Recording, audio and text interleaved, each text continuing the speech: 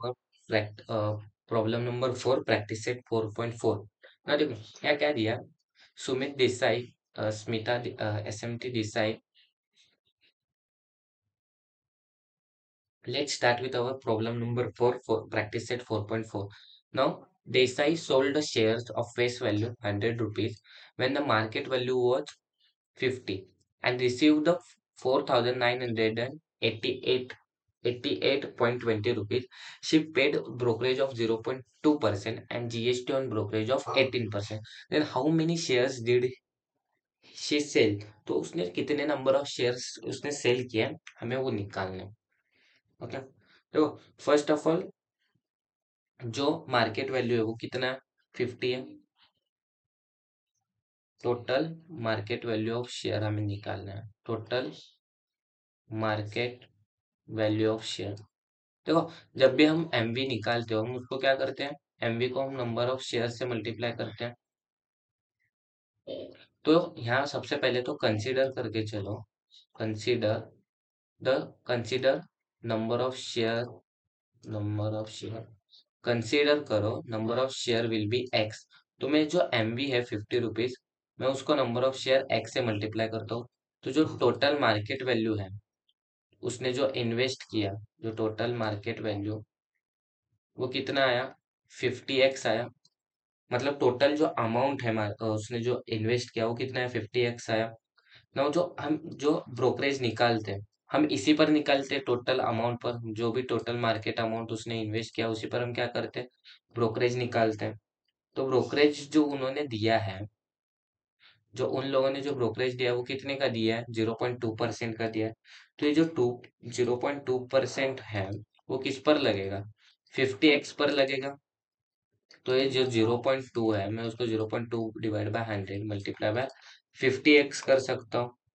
तो जो टोटल ये अमाउंट आएगा, ये जीरो एंड ये जीरो गेट कैंसल, तो ये कितना आ रहा है, 0.1x आ रहा है ब्रोकरेज।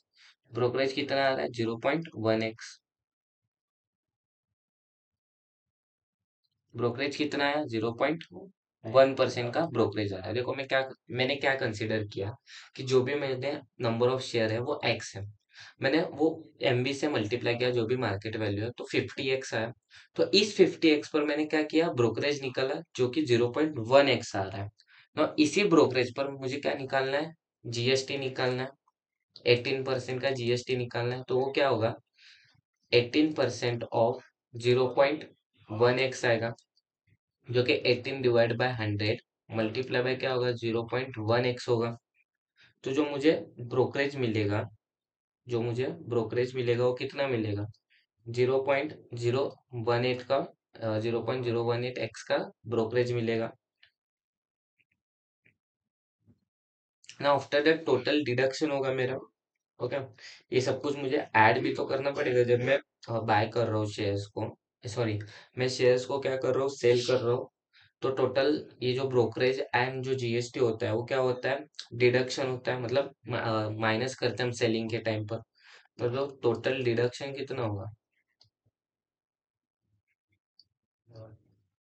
जो ये टोटल डिडक्शन होगा वो कितना होगा, ब्रोकरेज प्लस ब्रोकरेज प्लस कितना होगा, जो भी जीएसटी हो, ये दोनों क्या होंगे, मेरे डिडक्शन होंगे। तो 0.1 प्लस 0.018x, राइट ना। इन दोनों को अगर मैं ऐड करूंगा तो जो टोटल डिडक्शन होगा वो 0.118x का होगा, राइट। 118x का डिडक्शन होगा। लेकिन ये डिडक्शन किस में से होगा, टोटल अमाउंट में से होगा, कि टोटल अमाउंट मैंने जो 50x था मेरा उसमें से होगा। तो नेट अमाउंट रिसीव्ड कितना होगा, 50x में से, ये जो 50x है उसमें से कितना जाएगा, 0.118x चला जाएगा। तो बचेगा क्या मेरे पास, 49.882x बचेगा मेरे पास, 49.882x बचेगा। देन ये देखो 50x में से मेरे पास क्या बचा, 49.882x बचा। तो उसको जो टोटल अमाउंट रिसीव हुआ था, ओके, उसको जो टोटल अमाउंट रिसीव हुआ था वो कितना हुआ था, 4,988.20 हुआ था। तो ये जो एक्स है यही रहने दो, इस अमाउंट को यहाँ लेके जाओ। अगर ये यहाँ जाएगा तो ये क्या होगा, 49.882 बचेगा। नाउ ये x इज इक्वल्स टू, इन दोनों को अगर मैं डिवाइड करूँ तो मुझे जो x अमाउंट मिल रहा है वो कितना है, 100 है। और यही x को हमने क्या कंसिडर किया था, नंबर ऑफ शेयर्स कंसिडर किया था। तो जो नंबर ऑफ शेयर्स हैं वो कितना है, number of share is equals to कितना है, 100 है। तो मैं तुमको एक बार प्रॉब्लम समझाता हूँ कि हमने किया क्या। सबसे पहले तो मुझे पता नहीं कि उसने कितने नंबर ऑफ शेयर सेल किए, तो मैंने उसको एक्स कंसिडर किया। हम जब भी हमें टोटल अमाउंट निकालना होता है तो हम क्या करते हैं, MV multiply by number of share करते हैं। तो मैंने इस एमवी को जो 50 रुपीज को है वो एक्स से मल्टीप्लाई किया। तो जो टोटल अमाउंट मुझे मिला, टोटल अमाउंट 15x हो गया ना। उसके बाद ब्रोकरेज निकालना है, तो ब्रोकरेज हमेशा हम टोटल अमाउंट पर निकालते हैं। तो 0.2% ऑफ 15x पर मैंने ब्रोकरेज निकाला, जो कि 0.1% एक्स आया ना। उसके बाद हम जीएसटी निकालते हो, किस पर निकालते हैं, ब्रोकरेज पर निकालते हैं। मेरा ब्रोकरेज अगर 0.1% है और मैंने 18% 0.1% पर लगाया, तो 0.018x मेरा क्या आया, जीएसटी आया। एंड जो जीएसटी प्लस ब्रोकरेज है वो सेलिंग के टाइम पर क्या होता है, डिडक्शन होता है। तो मैंने इन दोनों का ऐड किया। जब मैंने इन दोनों का ऐड किया तो मेरा अमाउंट जो आया वो 0.118x आया। तो जो नेट अमाउंट है उसमें हमने क्या किया, जो टोटल अमाउंट निकला था आपका, उस टोटल अमाउंट में से मैंने इसको डिडक्शन किया, जो कि 15x माइनस 0.118x है, जो कि 49.882x था ना। ये जो 4988.20 हमें रिसीव मिला था अमाउंट, उसको मैंने इक्वली किया 49.882x से। और मैंने x को यहाँ रख के जो भी 49.882 है उसको वहां लेके गया, तो ये क्या जाएगा, डिवाइड में जाएगा। इन दोनों का डिवाइडेशन करने के बाद मुझे जो अमाउंट मिला वो क्या था, 100 ना। ये जो x की वैल्यू 100 थी, हमने x को क्या कंसिडर किया था, नंबर ऑफ शेयर। तो जो नेम क्या था उनका, जो देसाई है, देसाई ने कितने नंबर ऑफ शेयर सोल्ड किए, उन्होंने सोल्ड किया, देसाई सोल्ड 100 शेयर। ओके, तो चलो अभी नेक्स्ट वाला प्रॉब्लम में क्या दिया, mister D'Souza purchase the 200 shares of FP ₹50 at premium of 100. Now he received a 50% dividend on the shares. After receiving the dividend, he sold 100 shares at discount of 10 rupees. And remaining share was sold at premium of 75 rupees. Now for each trade he paid the brokerage of ₹20. Now यहाँ जो brokerage है, यहाँ percentage में नहीं दिया है, यहाँ fix amount में दिया है कि उसने 20 रुपीज ही पे किया। Now whether the Mr. D'Souza gained or incurred a loss, तो इनको प्रॉफिट हुआ या फिर लॉस हुआ, हमें वो निकालना है। देखो सबसे पहले तो हम गिवन लिख के लेते हैं कि उन्होंने दिया क्या क्या है। ओके, ना गिवन जो जब भी प्रॉब्लम देते हैं उसका गिवन लिखा करो, मतलब आपको जो प्रॉब्लम है वो समझ में आएगा। सबसे पहले तो इस शेयर का जो एफवी है वो 50 रुपीज है। एंड जो उन्होंने परचेज किया है वो प्रीमियम कितना है, उनका प्रीमियम है 100 रुपीज का। एंड ना नंबर ऑफ शेयर्स कितने हैं, 200 है।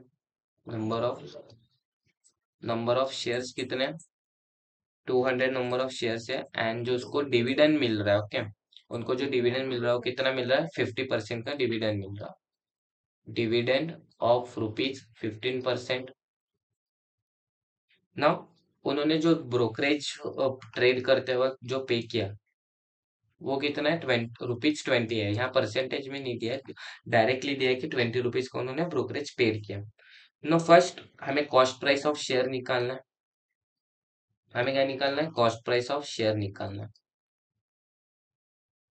No cost price of share at purchase निकालने के लिए हम क्या करेंगे, जो भी हमें 200 रुपीज का, देखो सबसे पहले तो हमें एमवी निकालना पड़ेगा कि एमवी क्या है। ओके, हमें एमवी दिया नहीं है, तो ये जो 50 रुपीज है वो एफवी है, प्लस जो प्रीमियम है वो 100 है। तो जो प्रीमियम एफवी प्लस मैं अगर प्रीमियम ऐड करूँ तो मेरा एमवी कितना आएगा, 150 आएगा। अभी मुझे अगर कॉस्ट ऐड करना है कि टोटल कॉस्ट कितना है, या फिर टोटल अमाउंट कह सकते हो, मैं 150 को मल्टीप्लाई करूंगा किससे, 200 नंबर ऑफ शेयर से। तो मुझे टोटल अमाउंट जो मिलेगा वो कितना मिलेगा, 30,000 रुपीज मिलेगा। Now, ये आप सम इन्वेस्टमेंट सम इन्वेस्टेड भी लिख सकते हो। ना ये जो सम इन्वेस्टेड है वो कितना आया, 30,000 का सम इन्वेस्टेड है। ना मुझे ब्रोकरेज उन्होंने दिया है ऐड किया, ब्रोकरेज उन्होंने क्या बोला है पर ट्रेड के लिए, 20 रुपीज बोला है। तो मुझे जब परचेज करूंगा मैं टोटल, तो मुझे ये ब्रोकरेज सम इन्वेस्टेड में ऐड करना पड़ेगा, क्योंकि जब मैं परचेज कर रहा हूँ तो मुझे ब्रोकरेज देना पड़ेगा ना। तो ये 30,000 प्लस 20 रुपीज होगा, तो जो टोटल अमाउंट परचेज करते वक्त आया वो 30,000 कितना आया, 20 रुपीज आया। 30,000 20 रुपीज आया परचेज करते वक्त। ना जो डिविडेंड मिलता है वो डिविडेंड रिसीव कितना हुआ है इनको, ना देखो पहला वाला कॉस्ट प्राइस तो निकाल लिया जो टोटल अमाउंट परचेज किया उन्होंने। ना टोटल अमाउंट ऑफ बाइंग, ना ये जो टोटल अमाउंट ऑफ बाइंग था या फिर परचेसिंग था वो कितना था, 30,000 20 रुपीज था ना। उसके बाद उनको डिविडेंड मिला है 50% का, डिविडेंड मिला है कितने का, 50% का डिविडेंड मिला है। जो डिविडेंड होता है वो किस किस पर होता है, फेस वैल्यू पर होता है। फेस वैल्यू कितना था, 50 रुपीज था। तो 50% ऑफ 50 रुपीज, ये 50% को मैं 50 डिवाइड बाय 100 मल्टीप्लाई बाय 50 करूंगा, ये जीरो एंड ये जीरो गेट कैंसिल, जो उसको डिविडेंड मिला वो कितना मिला, 25 रुपीज का। तो ये जो डिविडेंड मिला वो एक शेयर के पीछे मिला, मतलब डिविडेंड फॉर 1 शेयर। लेकिन उन्होंने जो total number of share buy किए वो कितने किए थे, 200 किए थे। तो टोटल डिविडेंड जो होगा, टोटल डिविडेंड वो कितने का होगा, 200 मल्टीप्लाई बाय 25 रुपीज का होगा। तो 200 मल्टीप्लाई 25 करूंगा तो ये जो अमाउंट आएगा वो कितना आएगा, 5,000 रुपीज का उनको टोटल डिविडेंड मिला ना। जब डिविडेंड मिला तो उन्होंने उसके बाद शेयर को जो है वो सेल किया। ओके, उन्होंने सेल किया 10% डिस्काउंट के साथ। सेल, अभी मुझे सेलिंग प्राइस निकालनी पड़ेगी शेयर के। तो उन्होंने जो 100 शेयर थे, ओके, उनके जो 100 शेयर थे उन्होंने 10% सॉरी 10 रुपीज डिस्काउंट पे शेयर सोल्ड किया। 100 share eight 10%, sorry 10 rupees discount, percent नहीं, 10 रुपीज डिस्काउंट में शेयर को सेल किए थे। तो जो उसका फेस वैल्यू था, सॉरी मार्केट प्राइस शेयर था, वो कितना था, 50 था। 50 माइनस 10 इक्वल्स टू क्या आया, रुपीज 40 आया। एंड आफ्टर दैट जो अमाउंट उनको रिसीव मिलेगा, अमाउंट उनको जो मिलेगा रिसीव, वो कितना होगा, 100 होगा मल्टीप्लाई बाय 40। तो 4,000 रुपये उनको मिलना चाहिए। बट उसके साथ उनको क्या जाएगा, ब्रोकरेज जाएगा -20 के साथ। तो मैं 4,000 -20 करूंगा। आफ्टर सेलिंग हमें क्या करना पड़ता है, जब सेलिंग करते हैं तब हम माइनस करते हैं। तो ये जो अमाउंट होगा वो 3,980 रुपीज का होगा।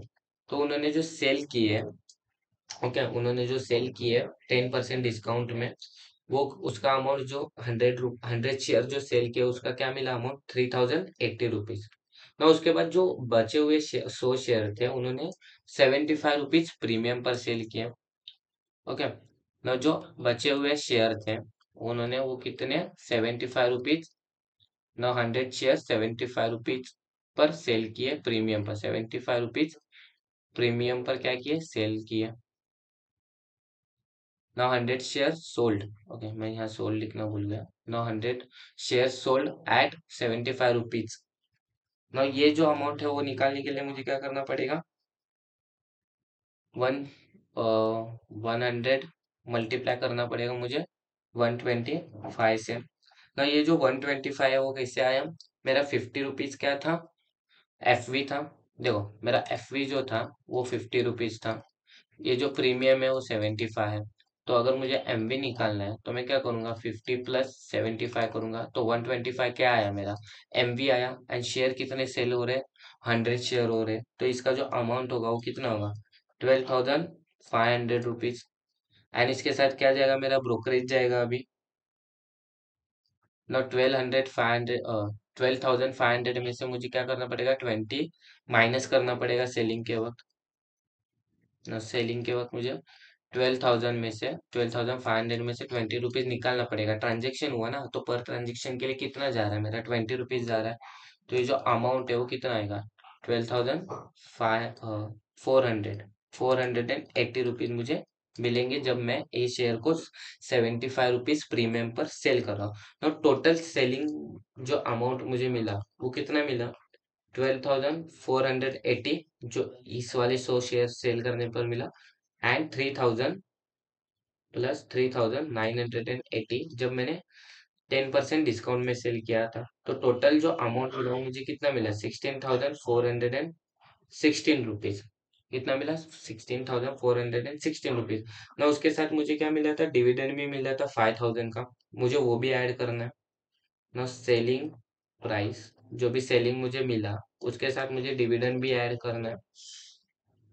तो ये जो टोटल मिला वो कितना मिला, सेलिंग किया जब सेल किया 3,980 प्लस 12,440, तो दोनों ऐड करने पर मुझे कितना मिला था, 16,416 रुपीज मिला था। एंड डिविडेंड कितना था मिला था मुझे, 5,000 का डिविडेंड मिला था, हमने निकाला है ना। ये दोनों ऐड करने पर मुझे क्या मिला, 21,416 रुपीज, 21,416 रुपीज। लेकिन हमने जब बाय किया था टोटल अमाउंट, तो ये जो हमारा सम इन्वेस्टेड था, ओके, जो सम इन्वेस्टेड था वो कितना था, 30,000 का था। तो मुझे लॉस हुआ।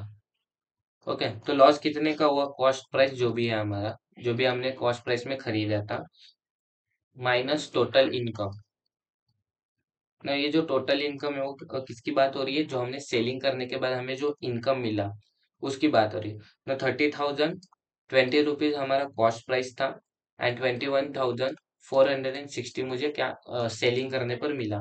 तो जो टोटल लॉस हुआ वो 8,506। ये जो टोटल लॉस हुआ, टोटल लॉस कितने का हुआ, 8,516। Now the loss is equals to 8,560 rupees का होगा।